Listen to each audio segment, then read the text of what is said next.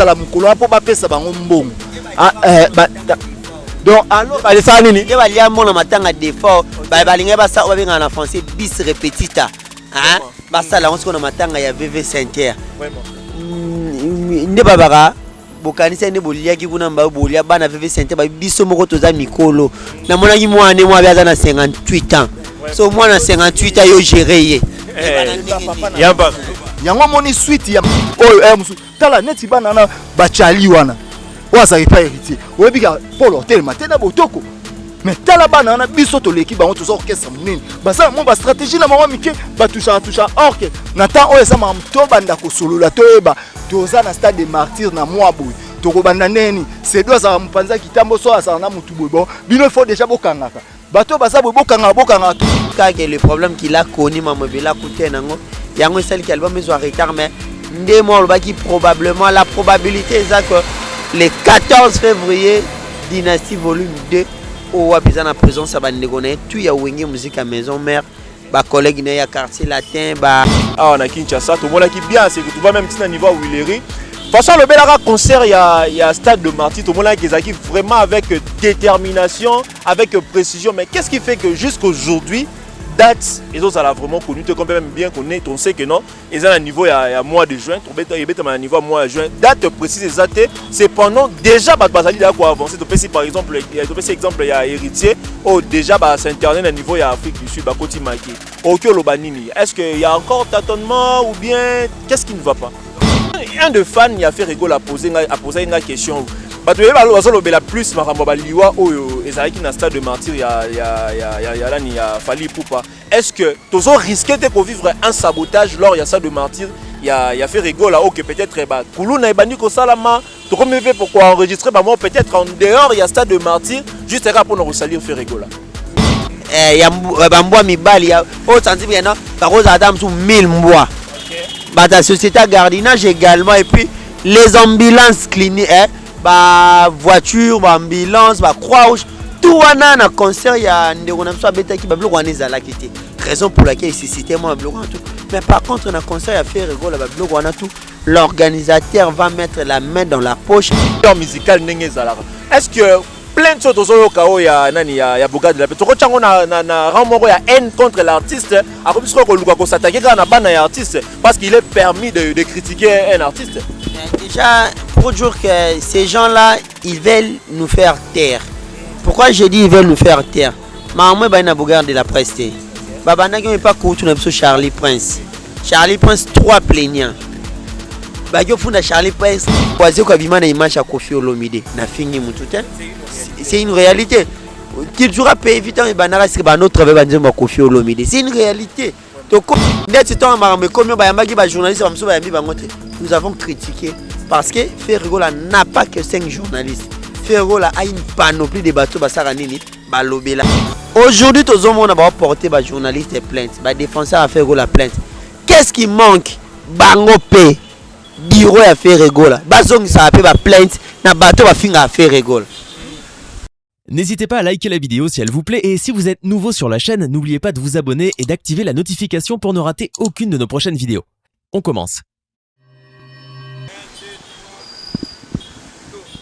Voilà, mesdames et messieurs, chers abonnés de Joshua News Télévision, nous sommes au Joshua News Télévision, nous sommes allés libre sur la télévision, nous allés libre sur la téléphone, pour nous la chaîne, nous avons divertissement, c'est Sarabino, nous avons information, c'est Sarabino, nous avons analyse.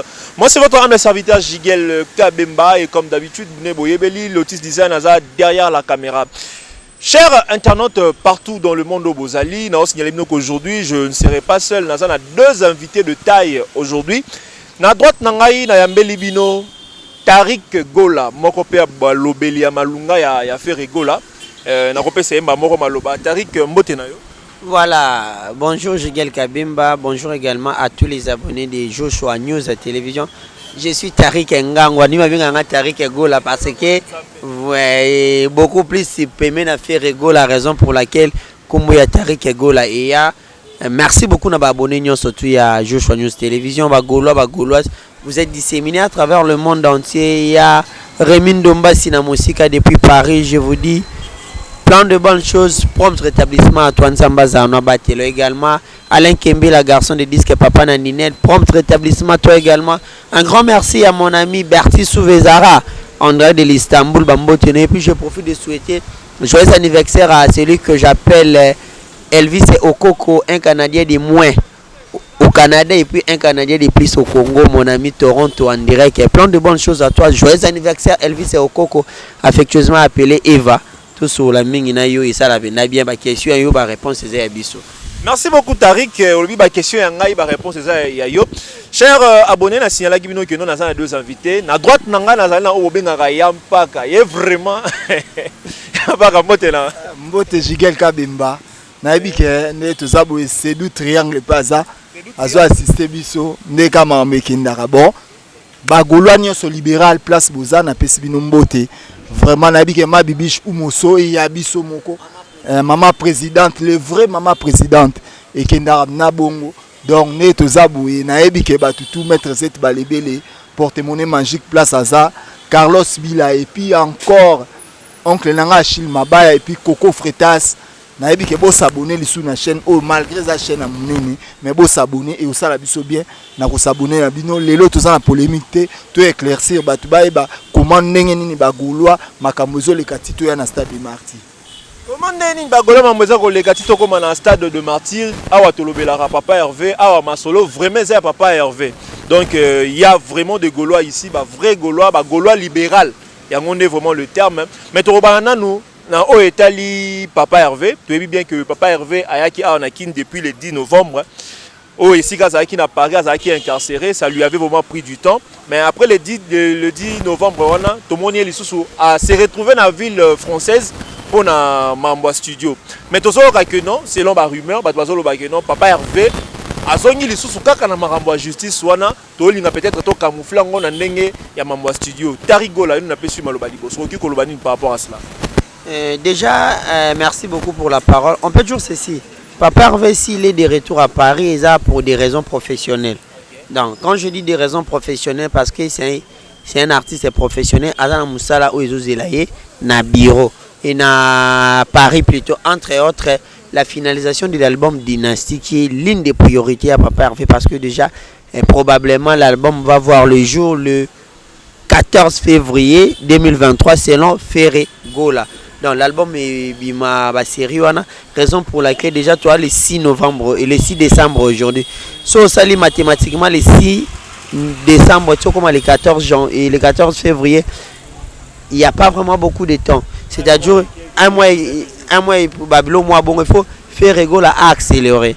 Accélérer enfin que l'album est là servi une année après la sortie à volume 1, volume 2 et mon les jours surtout que ça ba collaboration souper il faut faire rigolo à ça là entre autres na jeune frère na des plic pomba au à à niveau à Paris faire rigolo à Paris va profiter ba ça la makambo il est bien je crois bien que bah raison au belé bah baza ko évoquer et ça bah raison moi pour nanga vraiment ils a non fondé ça va bah moto rolandaté parce que papa Hervé déjà avec la justice française tout a été réglé si mambo ici là qui était bangé kutika été aya Kinshasa déjà ici là tout le monde a kata câble mamno ici là il a passé 65 jours au niveau ya Fleury mamno surtout ici là donc bah jaloux bah détracté à papa Hervé ils vont créer des histoires ba kriaka ba histoire mais papa Hervé ça mona nzambe ba kolonga papa Hervé et papa Hervé a battu ba bibi chez Umoso ba papa Hervé a battu ba Emmanuel Kalonji dans Moussala ndeka Moussala rien à dire quoi.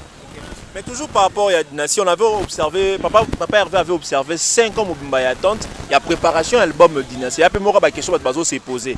Qu'est-ce qui fait qu'après 5 ans, à Dynastie volume 1, Dynastie volume 2, il y a bientôt, mais il fallait qu'il y ait déjà une grande partie à Moussala Salama pour la Dynastie volume 2. Mais apparemment, c'est comme si Moussala vraiment Salama qui vraiment bien této, et ça toujours quand on a bloqué rebellé dossier dans sous passion c'est belé. Non, en fait, Kobimisa 5 ans papa Hervé qui c'était juste le temps de bien préparer. Il a pris 5 ans pour préparer. Maintenant, sur les 5 ans qu'il avait pris, la stratégie marketing, la stratégie managériale et 5 qui a volume 1 après volume 2 et Kouya.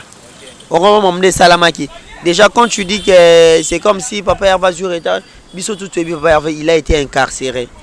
Il a été incarcéré pendant 65 jours. déjà 65 jours bato musu ba ça appelle album esili toi membre studio n'est na 65 jours bato ba ça appelle album esili maintenant pendant les 65 jours papa Hervé azaki incarcéré tant abimi studio moral c'est un humain psychologiquement il était travaillé. Il devrait se reposer à reprendre ses esprits. Surtout, c'est ce qui fait que l'album est du retard. Mais cela n'est pas du que non.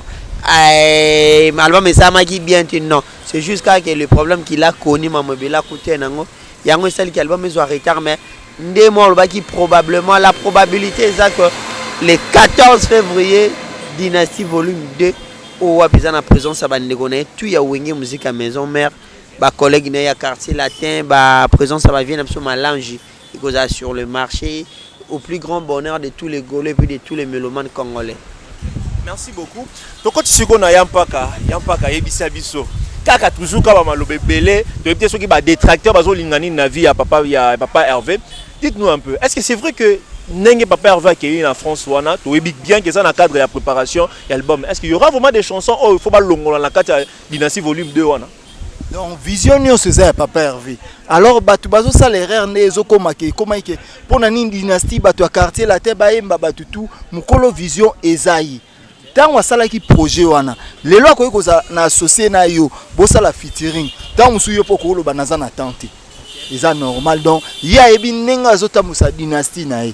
Donc ezo ça na ba surprise ebele. Alors il faut to zela tout monde na ba surprise wana au lieu que ba détracteur ba lo bara eza na sens ti. Donc il y a bien zali que dynastie ti mois de février volume 2 toko consommer yango vraiment nenge disque ezo kene na ba norme ya bien sans ko bossa na tozana maison de disque ya munene le roi Sony Music ba ko proposer pe Papa Hervé ba featuring na ba star mususu ya minene. Donc ils ont une surprise. Tous les dynasties les toyo karabatu. Maintenant on solo babongo que non Papa Hervé ça na Sony Music label mort amener ba qui peut proposer ba featuring. C'est-à-dire que tu peut s'attendre que album Nino Dynastie volume 2 à la paix reporter c'est fort possible. Non, il commence à reporter les sous-té pour déjà et comme presque na fin. Et comme presque na fin babindo mbatsanzembo na ebo alote ba frère ya Papa Hervé nyonso alinga ya emba na bango sali featuring na ba couleur ebele na ba vieux mélange oyo kozalake na ba papa oyo ya ba 75 ans ba se retrouver na dynastie wana pour déjà na embele ya Papa Hervé ba se retrouvaka siko ba koyoka lisusu voix moko ya kala o banda ko sepela nango et embi lisusu na voix ya sika Papa Hervé ba sali couleur wana donc jamais ba koyoko poussa dynastie tonini donc dynastie ça na mois de février qui toque comme un tupi. Dynastie na mois de février vraiment qui toque au maramno so eza kolega vraiment elengi. Le 10 novembre Ferrego a sali retourner à Kinshasa to mona ki bien c'est que tu vois même petit niveau Willery.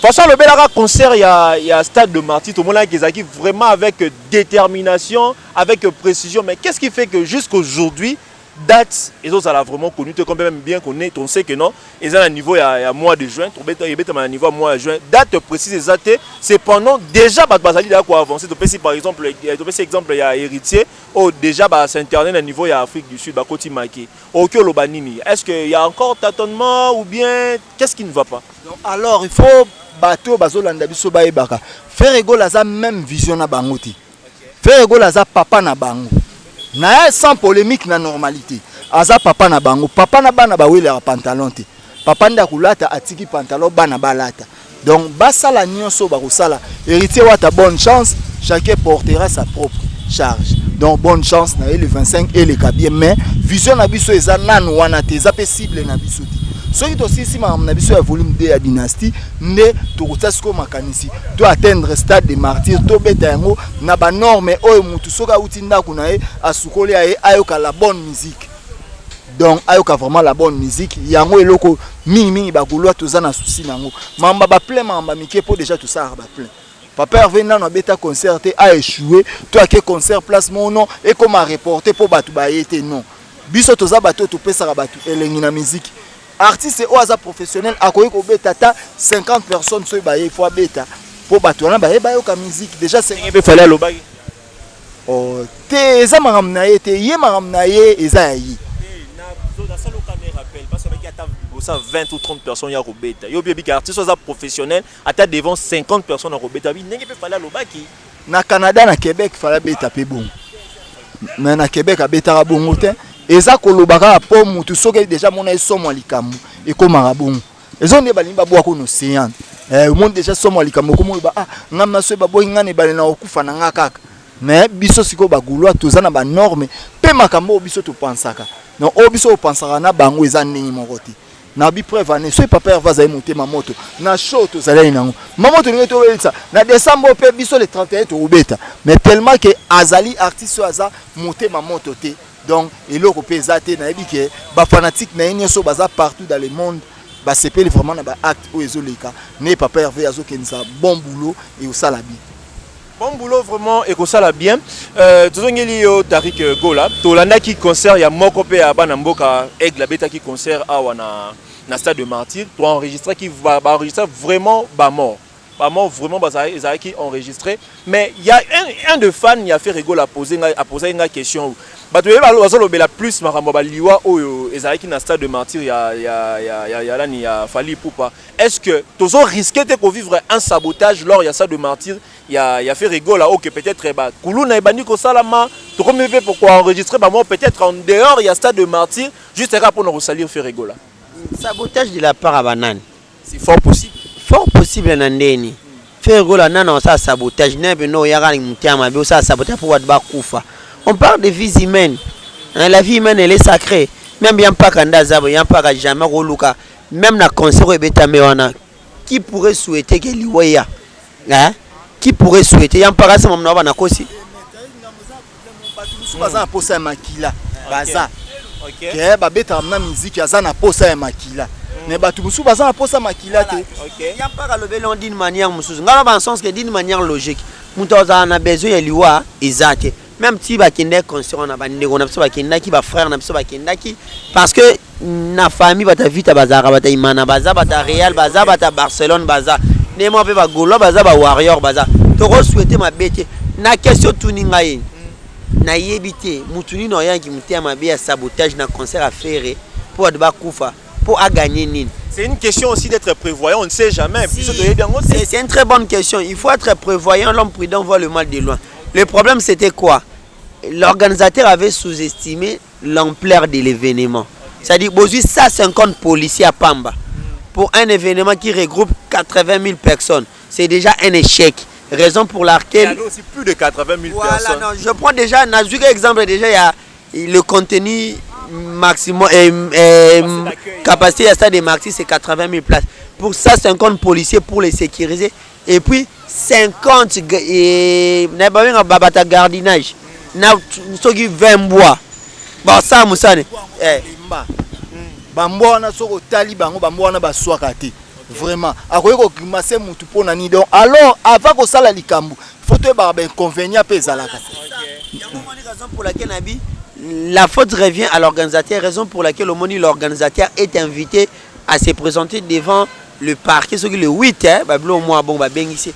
Donc pour faire Gola va se servir de cette leçon. On l'a dit quelque chose de très important, que la faute revient à l'organisateur. Ça dit que Fally Ipupa aussi fait partie des organisateurs. Si l'organisateur y est, c'est bon organisateur. Donc il risque aussi la prison car il y a un tribunal de grande instance pour le ressemble. Justice. Moi je suis pas un avocat, je suis pas un juge plutôt dans un magistrat mais au moins la justice fait son travail. Donc Ferregola va se servir na ba erreur wana. Na place to 50 policiers, biso to senga 1000 policiers. Na place to senga 20 mbwa, biso to senga ba mbwa ya solo o ya JS. Ya ba mbwa mibali ya o sensible na ba ko za dam sou 1000 mbwa. Ba ta société à gardinage également et puis les ambulances cliniques ba voiture, ba ambulance, ba croix-rouge. Tout wana na concert ya ndeko na biso abeta ki bablo wana ezala kiti. Raison pour laquelle ici cité moi bablo wana tout. Mais par contre na concert ya faire rigolo bablo wana tout, l'organisateur va mettre la main dans la poche afin que mambo wana ya ezala concert ezala bien organisé. Stade de Martyr c'est quelque chose ya munene, il faut honorer on a mambo belé.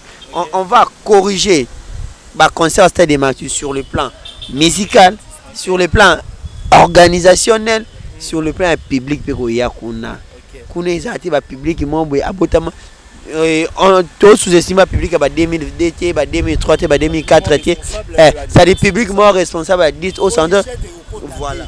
Bomba oya te lichete ekota te ke oya place mo bo mutu aya ebi ke nena yebo kabelo na ngai kobunga. Ke nena yebo téléphone na ngai kobunga non to ke nango vraiment ne mamba wenge za na ça te ba concert ba 2500 on il faudrait au moins ça moi to te yango 1000 francs. L'essentiel organisation ezala. Mais bon chango 1000 francs de nini. Mubalinga ba ocha 2500 ah no bolobi ke note ezal presque gratuit to landi ba analyse na bino non. Sombi kibi magie ya 50 francs. Papier billet.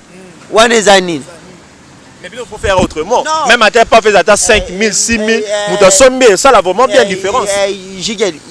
Il faut c'est un concert populaire. Il y a un concert VIP hein? Concert populaire. Fait que la bête à Rotana à $100 Rotana plein. Hein? C'est un concert populaire où c'est ça. Ba Gaulois na ba Gaulois union so ba gladiateur na ba mélomane ya bonne musique. Oyo musique est manquable bango na mboka oyo. Non, c'est un concert populaire au Goya. Il y a de moi match à l'Opa ba che billet $50. Ah et alors. Ezaka on est net on est ko bete esplanade à Palais du Peuple. Eza biloko moko. Mais ça dit comme moi Palais à Palais du Peuple. Pour la dernière intervention mon robot la publication mon balo ba que non faire asa vraiment bizarre selon la publication on a comment il y a coquille l'esplanade à Palais du Peuple na ebembe. Mais jusqu'aujourd'hui, depuis l'annulation, on va parler du peuple. Tout le monde a essayé de fixer date, c'est parce que c'est un qui va date. Mais par rapport à cela, le banan nous y a pas, le banan. Donc le banini jusqu'aujourd'hui, novembre ils allaient quitter la moulay, date est belé, mais ça télé qu'à Canada tu on a fait rigole. Bon, on ce salam qui on a vraiment mes condoléances na famille à papa VV, Balili VV qui a mwanga na vraiment papa na biso akufa itoza na souci. Et alors biso ba gouloa to zala pe to zalaka. Et zalaki association ya ba mandian.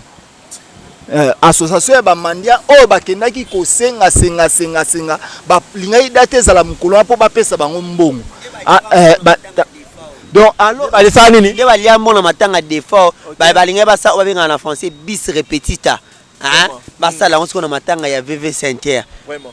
Ne babara bokanisa ne bolia ki kuna mba bolia bana VV Saint-Pierre ba biso moko toza mikolo. Na mona ki mwana moi aza na 58 ans. So moi na 58 ans yo gérer ye. Yango moni suite ya makambo wana nyonso koma date wana vraiment soki eza na mutu ataki yango wana ezalika pona juste basenga po basenga papa Mboso baza ba papa belé basenga donc nde baza ba na pas Argentine déjà ba comme na maboko ata ba $300,000. Oh bah comme non maintenant on peut ba sali l'autre côté. Le gouvernement a déboursé $240,000 pour na matanga wana. Ah, c'est que va se retrouver ma casse financière. Chance bana ya verkis batimbele on va bibolingi bo salir comme ya faire pona nini na buzo balor bino bozo na bo créer mon mbongo na bino na kombo ya tata na biso. Donc ba retirer ebembe na bango moko bana ya verkis basama mtu babi mutu apusa na te. Maintenant to moni mutu ba fundi te. Potozo kaka ba fundi Elvis Yamf. Ba fundi intel mais siko ba kolo ebembe bazu ebembe na bango. Funda pe bana Keneni kop na biso bano basali boy c'est to kabola mwengi. Donc alors que bagolwa toza na problème moko te biso bagolwa toza de cœur mais ezaki batika Bogarde de la presse à l'aise et surtout Bogarde de la presse a fini mutute azolimbola ko finga mutezaka ebembe ya mama na yo wana ezali ke afingi soki mutu alobi oyebi ko yemba te est-ce akosi nani akosi te soki alobi ke faire na musique azali ya na yo te totika ba aventure oyo eza kutu na ba musicien lelo oyo bazwaka musicien ya papa Koffi Olomide ono kapanga bakata 58 épingles na mutu bafunda bango wata to komi lelo ko mema ma musique comme na désordre to alors na pesi langage vibratoire alobara ke bana mike ba moto po président on a ça mwana muke envers papa Hervé Fegola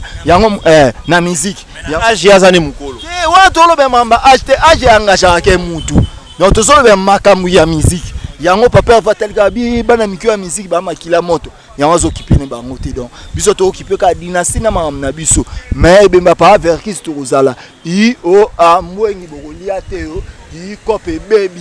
Mais Bogarde de la presse a tiré le nez au fin à été. Ils ont encore ba guerre musicale n'est-ce que plein de choses au cas ya nani ya Bogarde de la paix. Toko chango na ramoro ya haine contre l'artiste. A comme ça ko s'attaquer quand na bana ya artiste parce qu'il est permis de critiquer un artiste. Déjà pour dire que ces gens-là ils veulent nous faire taire. Pourquoi je dis ils veulent nous faire taire? Maman ba na Bogarde de la presse. Babana qui pas court na biso Charlie Prince. Charlie Prince 3 plaignants.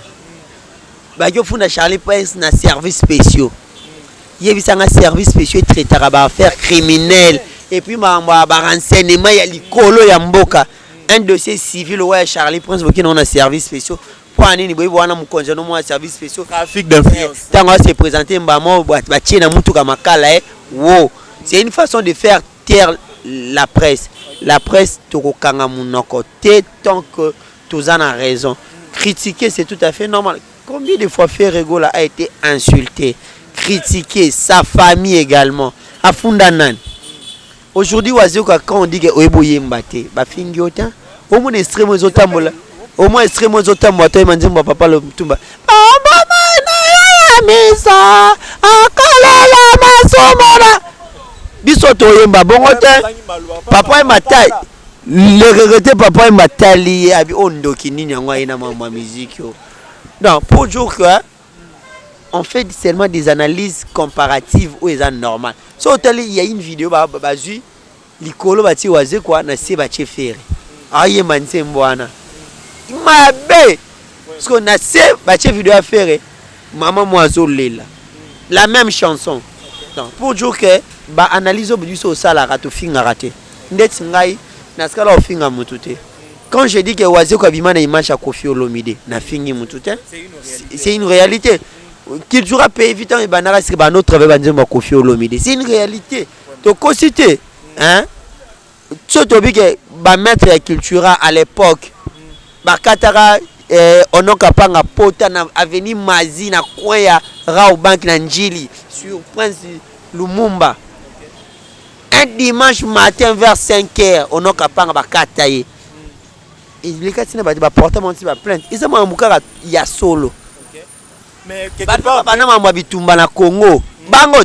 Mais quelque part, on peut reprocher mingi ba défenseur ya faire. Tu tira na tape être na kaya ya nani ya waze quoi. Tu vas bibi no bofinga tout le temps. Boko zalika moko te boy. Bozi mo analyse mo salika bo selimité juste kana ba critique. Exemple mo boy ngai. Bato batala ba émission nga. D'abord moi je suis un journaliste professionnel. Toi tu me connais, nous avons partagé le même banc na université, na IFASIC. Donc, au Yebi, quand je fais mes émissions, premièrement, je suis un journaliste professionnel. Il y a ce que nous avons étudié à l'école, l'éditorialisme. L'éditorial, la ligne éditoriale existe dans ma presse. Il y a des lignes éditoriales proches. Il y a pouvoir proche, il y a opposition. Là, sur le plan politique, nous sommes une ligne éditoriale nette. La musique, ligne éditoriale paysanne. Moi, j'ai une ligne éditoriale proche de l'artiste Ferregola. C'est-à-dire que je soutiens l'artiste Ferregola. Mais parfois, si l'artiste Ferregola fait des erreurs, je viens également critiquer afin que tu trouves solution. Nous avons critiqué parce que Ferregola n'a pas que 5 journalistes. Ferregola a une panoplie de bateaux basaranini, balobela kae. Oh maman de kinder. Non, ligne éditoriale monsieur Zali proche de l'artiste. Il s'en mambo Kenya Rofinga na TV. Alexis Wechiwana quand il y a un certain monsieur qui est venu à Zamo Mabundi boy. Il incite les gens à la télé. Il vient seulement pour critiquer. Aujourd'hui, on a à Aouta, Mboko Nini, Afrique d'ici, Oacha Chokowana. Voilà. Baya là pour nous critiquer. Mboutelika, ce qui était un artiste et musicien professionnel, il y a Mboka Nabiso. À Salaba Sixa, le Barabeta na 38 pays en Afrique. Ayebi pas sa musique. Mais les gens ont critiqué ma musicien. So, il y a mon artiste musique pourquoi? Voilà. Est-ce qu'aujourd'hui on peut dire qu'il y a un groupe de journalistes, de artistes, c'est ligué contre Ferregola? Parce que Fer apparemment s'est retrouvé, on peut dire ça.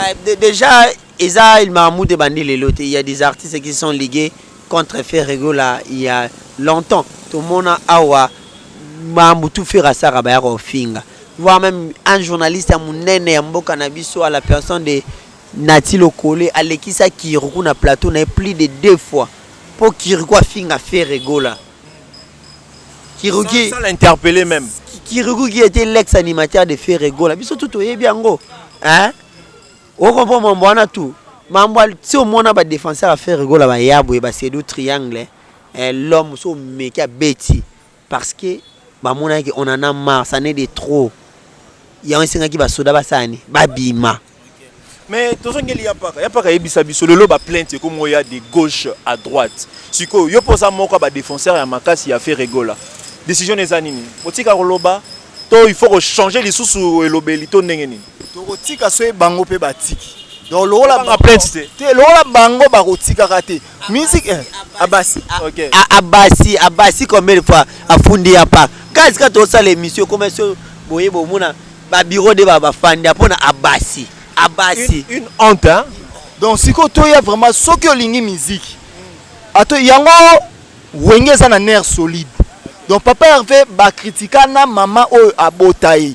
Maman Marie Makesi na pesi mbote place ça. Ba critika na maman na ebo baloba nyonso baloba tellement za nerf solide a qui paraté pour ebieza réalité ya musique. Alors na batu o so que ozali musicien te o força yango moni bato ba força ba za bon. Pour mutu a força za bon tango yoka critique mo bomo azu chimie. Na kufunda eka na kufunda mais mutu a ebike na musalo na sala ka faut ba critiquer. Tango Messi azozo ba ballon d'or na ba Lewandowski ba ndeko ima. Ke ballon d'or ezaki yanga mais ba beti na ba Messi a poli. Ya oto koma ko senga ke batia ba ekto koma na esprit ke coupe du Congo ya musique ekota. Donc orchestre na ye non orchestre na biso ba beti. Boko kite éliminé. O ba ye boko kite bo éliminé. La place au monde que loko fait rigola là-bas que c'est toza 5 musiciens Congo musique à Congo to mwami yango wana. Tolandi réaction tolandi ba sortie médiatique il y a Bogard de la presse totali boy to monika que la personne à défendre des papa na ye fait rigola na ndenga zala qui attaquer. Normalement ceux qui ba action ezali réaction il faut ezala. Mais qu'est-ce qui fait que Lelo Boisé quoi un grand artiste tout le but est côté nini tu vois mais merci quand tu as un lobby wana encore ça peine à bureau baza censé ko défendre yé ba communicateur na yé ba porte-parole ba défenseur na est-ce que ton colo ba que non plainte soit apportée contre le Bogard de la presse et ça juste parce que maintenant bazo défendre valablement tu dois conclure bongo déjà c'est ça il n'a pas de défenseur a otinda rajesa funda moi je voulais interpeller na bureau à faire rigola boy. Hein? Vraiment, on a un bureau à faire rigola. Les DG Blaise Polo, Pichou Botoko. Parce que le bureau ça a composé dans un balai. DG Blaise Polo, on a Pichou Botoko. On a un Kishasa. Nous avons également les mesures de rétorsion. Nous sommes capables, il y a contre-attaquer, à réagir dans la biso. Aujourd'hui, tout le monde a porté les journalistes et plaintes. Les défenseurs ont fait la plainte. Qu'est-ce qui manque? Bango P. Bureau a fait rigola. Bazong ça a fait la plainte. Na bateau va finir à faire rigola. Tout le monde dit j'ai ça à finir à faire rigola. Bango peut pas porter j'ai ça plainte. Maintenant tout le monde comment tout le monde est bureau ils ont négligé les journalistes parce que les journalistes va exposer abandonner à propre leur sort. Le bureau ne fait pas vraiment le travail qu'il faut pour protéger le journaliste. Non, le bureau ne fait pas que le travail qu'il faut pour protéger le journaliste. C'est-à-dire bureau peut écomana habitude diwana, pas répliquer. C'est-à-dire le mesure de rétorsion, pas porter plainte. Nous avons également des images à Gessa Razo Finga. Biso peut porter plainte. Nous avons des images à telle personne en Finga. Bon porter plainte. Comme ça, de part et d'autre, vous voyez que c'est au petit gauche. Je peux par exemple c'est l'eau droite. C'est ça. Pourquoi ça la mission en général? Pourquoi tu as tendance à utiliser plus pseudo, surnom pour la bimisa bakano so refouté? C'est ça, c'est pas vraiment ça le problème. Je venais de te dire ici ngana finga raté. Ça relève également de l'éducation aux na banda kuna biso. Or ngana finga raté, il y a aucune personne dans le bakena ça émission na finga qui. Si je fais des émissions, je fais des critiques. On va venir à critique positive, na critique négative. Voilà. Merci. Nalina lobanelo mo tarika lobi ngana loba potoza catégorie mon côté. Tarika za na manière nga za na manière nga. Donc alors il y a bien ngana kansaka. Papa Hervé azana biroté selon nga ngam na loba makambu. Oui, azana biroté. Est-ce que maman loba isa très capital et puis recréer ma belé. Boza à quelques jours il a sorti à Dina, il y a quelques mois il sorti à dynastie. Stade de martyr penajo. Waneza makambu wana kutute eza ke papa Hervé asala ka effort na ye moko ana kisasa eza lelo mo tarik alobi ke soki lelo omonaka bato bafunda ezala msu liberté ezali bureau na ye mutu ezalaka totalaki émission boye bureau na ye ke yango siko eloko na nina lo ba bureau ya fere bayebi kaka soki likambo bakobenga bato mo o soki papa bapesi mo bakaboli donc eloko bango bayebi yango wana mais soki vraiment na likambo ekoki kozala na norme au bureau esalelaka makambo banorme wana eza te banorme wana eza te donc alors ezalaka kutu soki bafingi papa Hervé to répliquer Polo omona te botika po oyebi ke bato musu baza omona na tribune na vita mais ça fait bien te donc pas poko lo bape ke bureau infiltré oh et bon yasa mutu na biso te Polo ngana biso ke aza mutu ya l'autre là autre lo ba aigle ndeke yaza mutu ya l'autre là pe na so pichu koto ko aza mutu ya Selio malgré Selio aza mutu na biso pe mais soki lelo Selio na musique comme azaï lo affaire nde pichu koto ko aya et pas faire été donc ça va pire te ba vrai te donc ba yende ko luka ko lia donc ngana za mandia ne ba on peut ba ça ba mandia ya pas ka toza na cadre préparatif ya stade de martyr dynastie volume 2 mais tozo ka vraiment ba nungu vraiment na ngambo affaire ba pe makambo donc bino bozala ka un problème à désorganisation ba problème belé qu'est-ce que tu peux dire par rapport à cela parce que oh c'est très important parce que stade de martyr ba préparer ngo ka te na veille et bandara déjà ka jour il y a annonce wala bandira ko ba initiative mais ba nungu ba problème belé qu'est-ce qui ne va pas batu bazotia désordre kasi Polo na botoko batu bazotia désordre ozomona donc batu tout oyo baza bagolwa na bagoloise na bagladiator Polo na botoko bazolinga papa Hervé to sola malembi papa Hervé azalaki na difficulté azalaki ate azalaki na boloko kaka batu oyo ozomona lelo esalaki stabilité oyo ezali po papa Hervé kaka tango aza na boloko basedu triangle batu tout bazoloba tozobunda yeba ke papa Hervé na boloko mais tozalaki likolo na information koleka batu tout papa Hervé aye kobima nakoya papa Hervé eloko esami mutu asala ngo papa Chéri Jibé Mpiana na président Werason et puis na président Bemba Saolona tango ayaka donc lelo na musique ekoma ke faire mutu asala yango donc suite ya bakoteri ozomona soi-disant ya bureau po ngala mona yango bureau te eyake baya koluka kolia na bango suite ya batu baya kolia na bango ezomema désordre mais alors que biso makambo toza nango liboso eleki o tozomona sikoyo soki bazwaki mbongo ngo sikoyo na minute ese silat ok batu musu bazali na besoin ya mbongo te bazali tout juste na besoin bamona na visibilité et puis eza na bato baza mayele biso nyonso tokokana na mayele te bazali na ba question oyo kozala capital tangu leader artiste ko voyager zone so bandu fanda question batuna inga donc c'est que loko il faut na ke nango boy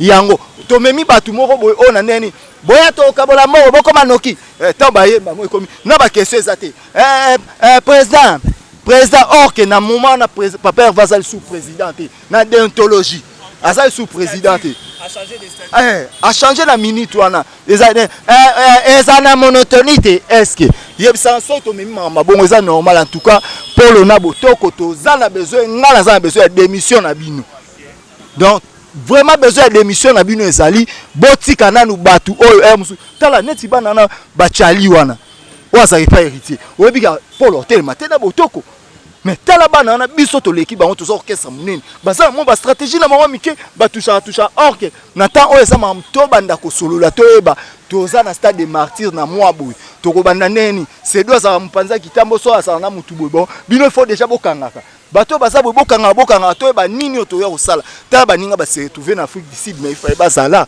wana c'est ça somo likam po concert ezawa sur le terrain kokoma kuna eza somo likambo ok il fallait bazala alors que biso bagolwa eza base munene donc il fallait tozala donc Polo na botoko nazo senga bino bo démissionner soki bo démissionner te nga bandolo baka mambo bosalaka nane bozwa basi na okese misu bazaka na basi te nane bazwa basi na okese koma na mwasi mobo nga presa lobaki nga presa lobaki donc ma mobile nazo ebisaka na chambre yazo ya nango po bayaka nango ndi orchestre oyo ekoma ya bango nazo ebate au juste eza nini Polo na botoko bo démissionner so bo démissionner te biso na bino kabo biso to longwa bagolwa te mais bino nde bo longwa biso to ti po bango ba ye oluka kwanga bakoma omona bakomi nga na pesa ba makila nanga biso bagolwa eza boucherie te na yaka na makila non. Donc tozo ebisa bino ke bagolwa libéral toye pona totombola nkita ya makambo na biso ya miziki ya Papa Hervé Ferregola toboyi bato ya pesanga sala ngai. Tarigola, tokomi vraiment na souka, tokomi vraiment na souka. Na lingaki juste un mot juste cas sur plateforme Gaulois libéral, la structure. Un mot par rapport à ça. Qu'est-ce que tu peux dire à tout le Gaulois par rapport à Gaulois libéral structure wana? Ezani ni objectif nango ezani. Donc Gaulois libéral bato ebele bazo comprendre ya musu ba okanisa. Eza na motema mabete. Eza na besoin que liberté d'expression ezala. Donc mutu nyonso o a défendaka Papa Hervé azala na liberté na ye ya bien asala musala. Ce tobi to landa pour intérêt, nous sommes des responsables. Toza pour intérêt te tozande tolingaka Ferregola. Eza on est vite à poli 1000 à 0. Tokozalaka tosala bané o lelo tokomi ya ba 5 ans o tozalaki na album te. Mais tozalaka kaka. Tozomoni sa grandeur pe capacité ya artiste na biso. Tant toyo ko comprendre des na deux personnes o bazo boma. Yango moni lelo to moni ke eza tout juste tozolobela kaka mais tozala ministère amène eza cité Bethel eza chapelle de vainqueur eza binemite eza tout juste tosala musala to memaka orchestre tie esika to koma biso za biso na posa mbongo te mais polo na botoko na groupe na yo bozwaka mbongo mais biso bando sala ka musala. Bon ceux qui par exemple la revendication na bino musala eza reconnu te bino bo sala ni dans ces moments là. So ba considérer binoté comme te neto sa biso nyonso muto azaka engagé za papier à contrat pa Papa Hervé Azati mais eza siko na makambu oyo ya mutu moko mwana mwasi moko o akoma mwasi ya polo bana mibali o bakatelaka pourcentage nde basalo nde basala clique ya 4 personnes moko boye o basalaka ba aventure so tozui bana basi lo ba yaba Naomi e yaba so tozui azana maturité OK lelo pourquoi to même pesa ba tuta balo ba biso ka ba Gaulois to ya bazoba po neti mwana mwasi akenda ikunesika ba yamba Papa Hervé azata la question malonga ya utuna te mais bon memi kaka po ezala ke ayebo okabola mbongo so tozui ba Dorcas boloko so tozui ki ba Naomi e yaba on va sentir que question ya malamu eye ba sedu triangle so ki bayaki toye ba Tarik Ngango ba Vasco de Gama so toye donc ba yo moko ndengo za boujiké so toye ki ba artir baza ba te belé baza bolinga bo sentir que ba ya Mbappé baza donc tolinga to sentir que batu ba ekoluba biso tozala na te pon intérêt mbongo elobela biso elo côté pour déjà tozala na ba mbongo na biso to simba donc tozo réclamer kaka oyo azo sala musala mabe akindi donc polo botika biso à l'aise na botoko bosenga Papa Hervé soka otinga bino na poto ata na Chine bokende mais botika biso à l'aise na orchestre na si ba David Gola mbote na pesi batu nyonso David Gola na pesi mbote pi na pesi bote Popol Banewa na pesi Mireille Kabelo Rodrigue Kipanza et puis PDG Eva la Bumba Jamar City bilengi na bilengi et tous les membres de Gaulois libéral to pesi no mbote bisika bozali toza ensemble une force. Mesdames et messieurs, c'est quand Ozali Mboula déjà ligno banda donc moyena oui ça va banga là que gauche droite et simbate donc on est obligé ya ko chuter ya ko kata na pesi mbote na un bon tonton depuis Dallas Didier Ngoy papa de Z Mama Roki Bizimungu na Nete Lutumba Mama Bibish na Calgary bino nyoso ya Paulin Konda papa Dodo mbote bisika bizabo Ozali to kutani prochainement.